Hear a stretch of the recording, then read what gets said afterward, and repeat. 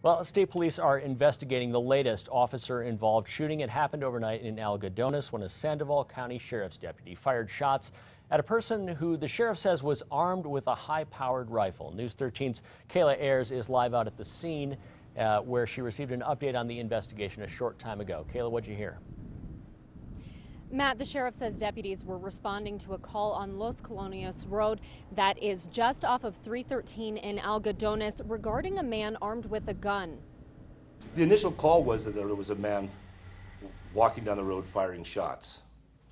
That's the initial dispatch call. There was a man walking down the road yelling at people and firing shots. Sheriff Doug Wood says deputies made contact with that young man and told him to drop his gun.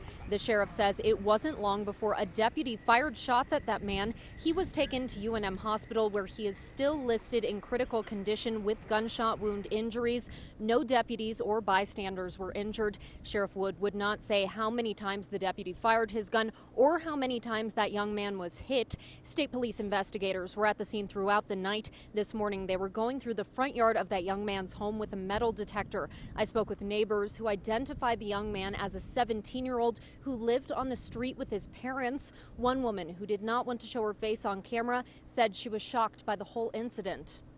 He was really excited about his senior year. He seems like a very nice boy. I just can't believe it. I really cannot believe that this all happened. Now, the sheriff says, to the best of his knowledge, that young man does not have a history with the department. The sheriff says they'll release more information on Monday. Matt, back to you.